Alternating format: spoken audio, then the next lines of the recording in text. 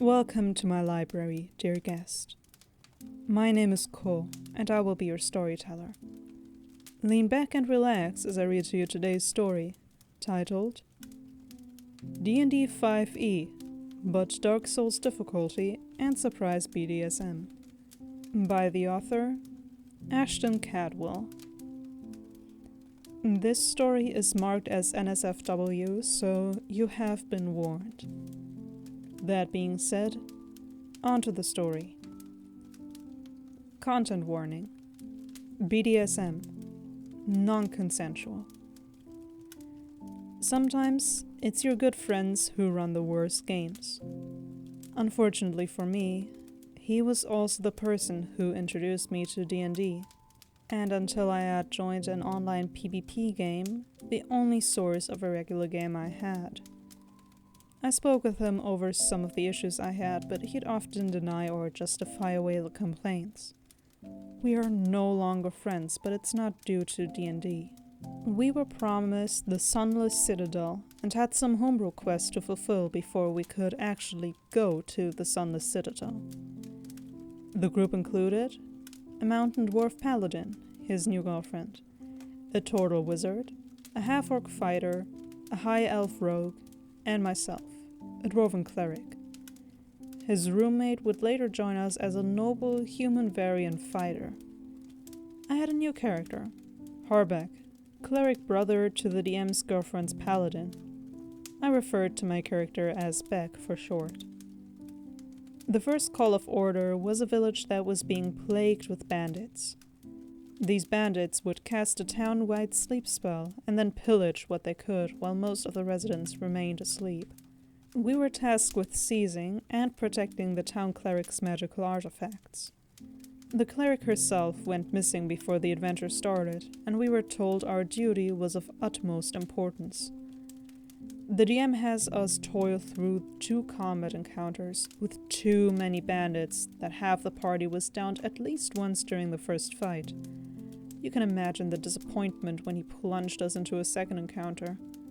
Somehow, the party pulled through and entered the second level of the inn, where we seized the magical artifact.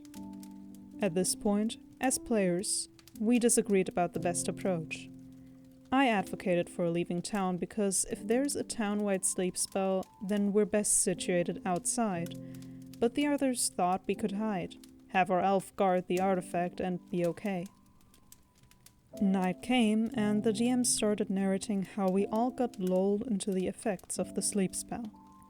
The elven rogue player protested and was allowed to roll to see if he passed a con check. He rolled an 18 and was still put asleep.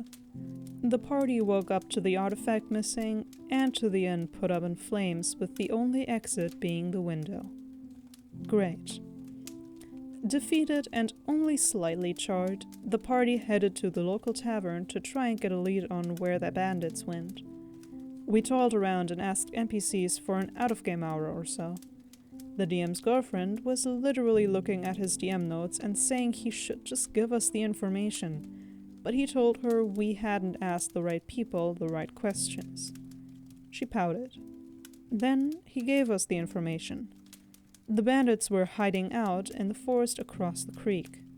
We were now tasked with both locating the missing cleric and retrieving her magical artifact.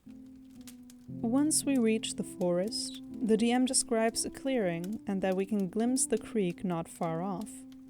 The wizard moves towards the creek and, surprise! The ground under him caves into a pitfall trap that we had no chance or way of seeing. His wizard falls prone. One of the PCs mentioned that they have a passive perception of 15, to which the DM explained that, well, he doesn't like passive perception and how it's a guaranteed success, so he doesn't use it. Of course, once the pitfall triggered, a swarm of bandits appeared out of the trees and we have another encounter. We reached the creek. It was a shallow river of walkable depth. I was suspicious at this point and asked for a perception roll. There are some thingies swimming in the water, the DM explained. I asked what they are. He refused to elaborate and said that the water was a bit murky. My cleric used his light cantrip on a pebble and tossed it inside of the water. This cantrip is meant to illuminate up to 20 feet of bright light. And he denied any more clarification because the party, seeing no other way of crossing the creek, waded through. DM asked us all to roll a d4, just because.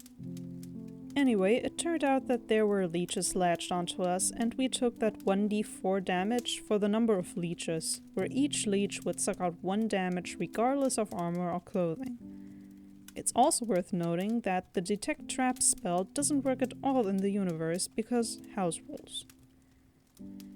When the party finally found the magical artifact and the missing cleric, the cleric was furious at us for letting the bandits take it. She cursed us into withering away or the like unless we would find a magical remedy for it before the next new moon, i.e. the enchanted apple in the Sunless Citadel. The party was headed for the Sunless Citadel, and we stopped at a small town to investigate suspicious individuals sneaking around. The party split, and it was my cleric and the rogue who combed through the library, and the paladin, the fighter, and the wizard who checked out the residential homes. At the library, my cleric noticed a group of robed figures who rounded a corner and seemingly disappeared. He solved a puzzle and found a secret entrance that he and the rogue entered. This is funny because you wouldn't think that entering a secret entrance literally means having sex, especially in a game where more than half the players were recruited from a D&D Facebook group, and no one consented to sexual content that there wouldn't be any explicit scenes. We witnessed someone on all fours between 2 others, someone crucified naked, and the sound of someone getting flogged. The rogue player was visibly uncomfortable, and I was disgusted. The people having sex noticed us and either started reaching for their weapons or closing in on us, which I thought was unlikely because how many times will people go as far as a secret dungeon to hide their kings, but still resort to furiously pursuing those who stumble in? When most people cover up an embarrassment and yell at the party to leave, why would you even spring your kink on a group of players who never said they wanted to know about it? My cleric and the rogue narrowly managed to flee, while some of the pursuers towards the back of the chase sequence started slinging spells at us. The party regrouped to reapproach the situation after the others couldn't find any leads. When we went back into the dungeon, we found it largely empty except for the equipment and some books.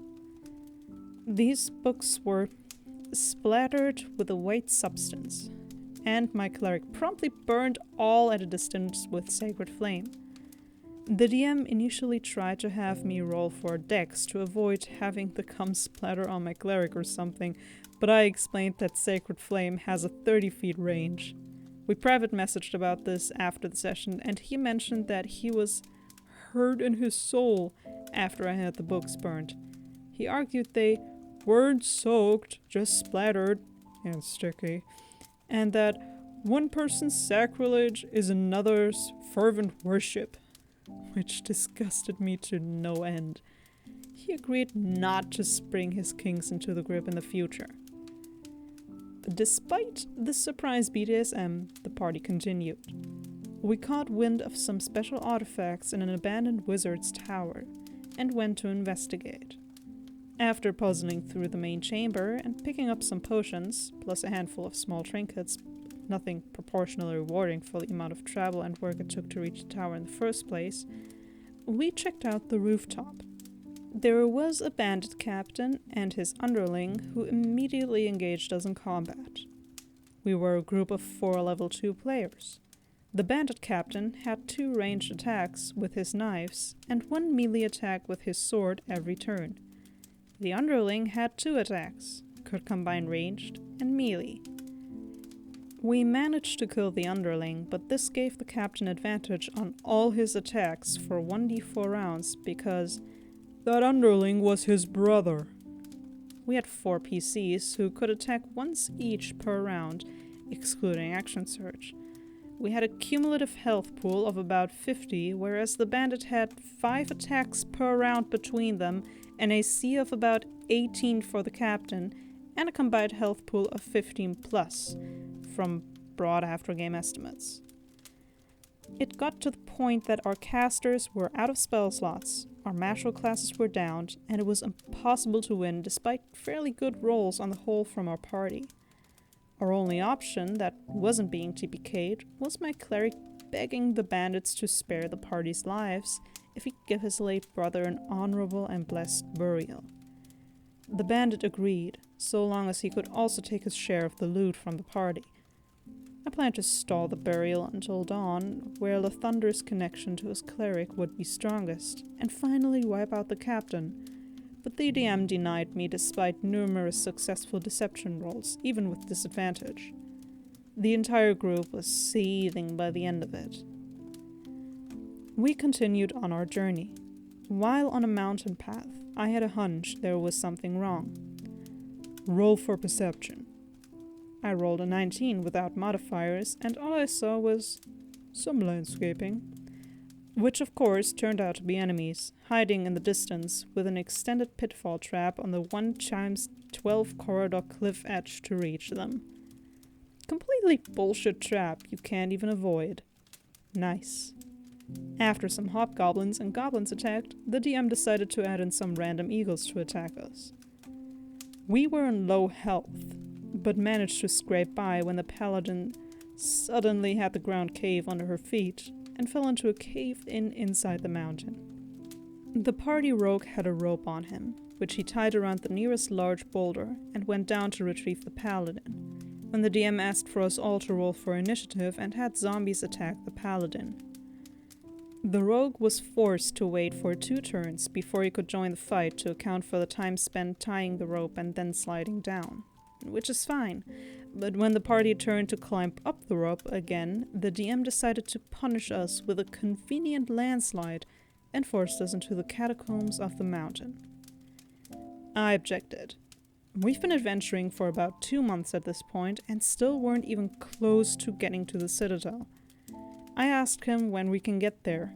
He said, "It's meant to take months for you to get to the citadel, and I want you to feel like you've worked for it." I argued that travel time can be implied, but dragging it out is only going to take precious time and level up beyond the recommended 1 to 3 range for the Sunless Citadel. He shrugged and said he'd deal with the problem when it came up. In the catacombs, the party reached an altar in it which looked like a small ceremonial bowl. The chaotic neutral rogue cut his finger and dripped some blood inside it out of curiosity. The DM summoned 30 zombies that chased us down the corridor. The party barricaded themselves in a small room, which we made a primitive choke point with some clever thinking, salvaging material to make pseudo-sandbags, piling old clothes onto the sandbags, pouring water on that, and using rare frost to make them icy and hard to climb, etc. We managed to dispatch of the 30, trickle-fed in groups of 3 to 4, without expanding any potions, spell slots, or scarce once per rest resources. The DM, after conveniently forgetting to apply some penalty rolls on his zombies from our sandbag choke point, was visibly annoyed he couldn't get us to use any of our resources, and we were annoyed too, for different reasons. We left our barricade, and there was a high-ceiling room full of cobwebs. The party correctly suspected that a giant spider was hiding somewhere in it. My cleric took one of the sandbags from the choke point and threw it up into the webs to trigger the spider out of hiding on purpose. Nothing happened. The party had no choice but to proceed. Conveniently, once we all stepped into the webs, the DM had us roll for initiative, despite resourceful thinking earlier to trigger the webs beforehand. I asked the DM why he made that call, and he shrugged and smirked at me. My cleric used Radiance of the Dawn to kill the spider later, and the party took a short rest before advancing to the final room. The final room of the catacombs had a mummy who was far, far too strong for our party. It had a crown of dark magic on its head it uses to summon minions, and I had the bright idea to use radiant damage when it summoned a skeleton. "You can't use Radiant of the Dawn, you just use it with a spider." I told him to look back on the cleric's channel divinity because Radiant of the Dawn recharges per short rest. The DM was annoyed, but let me kill off the minion and deal damage to the mummy. Later, the mummy rolled a 20 to dodge an attack and smoothly sidestepped out of the way, ending with a belay pirouette. Fucking excuse me. The mummy managed to curse the paladin with its rotting fist effect. No regaining HP, lose 10 HP per 24 hours, add 0 HP turns to dust. Can only be removed with a remove curse or similar. After the encounter, the DM admitted to not having read the stat block of the mummy properly and being shocked its curse was so strong. My cleric shot the killing blow, guiding bolt, through the mummy's head and shattered the crown with a blast of radiant damage. Later, I had to leave town for family reasons, and was promised that, after half a year of sitting through his campaigns, the party would get into the Citadel. But the DM kept plaguing the party with encounter after encounter. I ended up needing to leave one session before the party set foot inside. I was seething, and the GM didn't so much offer an apology. In fact, when I finally came back, I was told that there wasn't a canonical explanation about what happened to my character.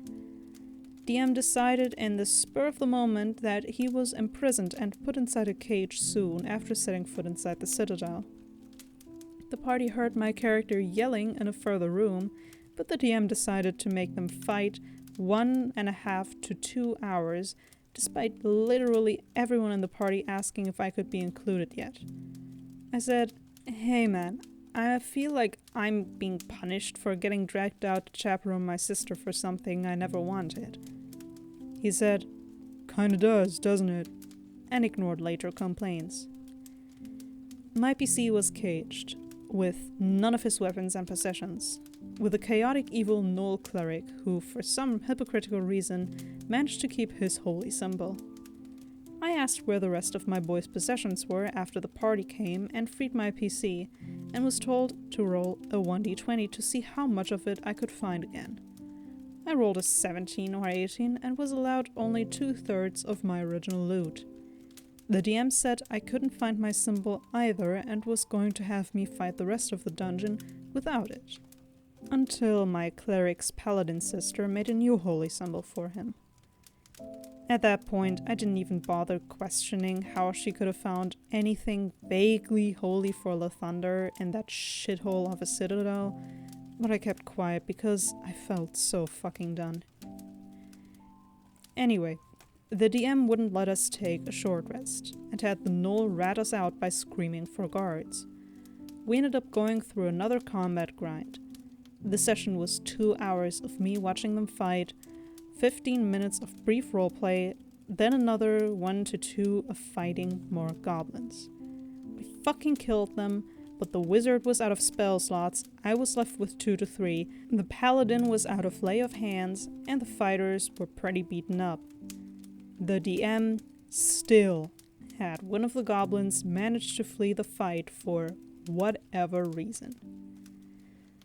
We reached an unavoidable caltrops corridor, which nearly killed the party because who would have guessed a lack of short rest might really endanger a group in the middle of a dungeon. DM had a sudden change of heart in the last 1/3 of the room and said, "If you move really slow, you can avoid taking damage altogether."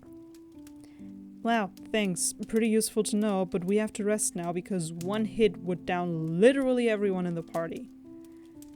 We came back after a rest and ended up needing to grind through 2 hobgoblins and 2 to 3 normal goblins, which reanimated because someone apparently kept the mummy crown despite me explicitly destroying it with guiding bolt. We even managed to keep a hobgoblin guard alive, but unconscious for questioning, but the first thing the DM did was to have one of the zombies beeline him to bite his neck.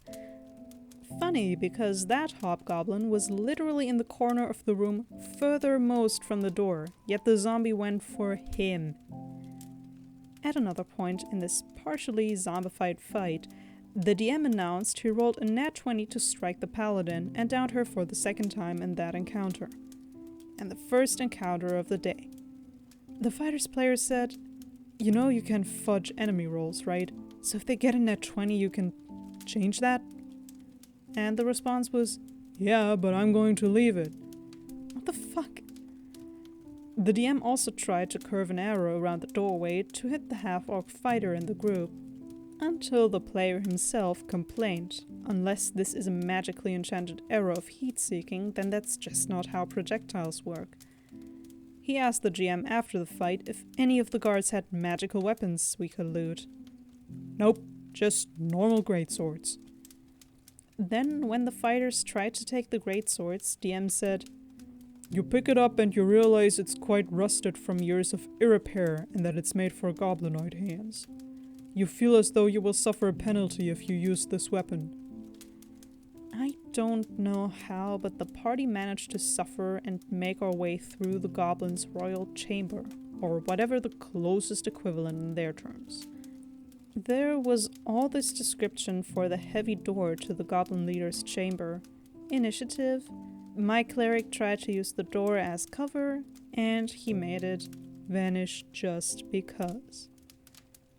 Increasingly frequently throughout the campaign after I returned to town, I noticed that the DM was constantly misgendering Harbeck because Beck sounds like a girl's name, despite his sister character calling him brother, and despite him calling himself the firstborn son of the Anaheim clan.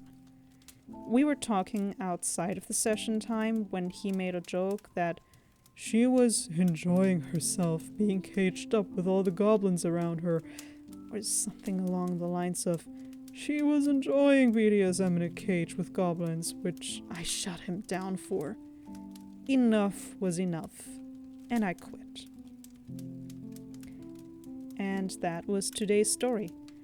I hope you enjoyed your stay and that I will see you again soon, for there are always more stories to be shared.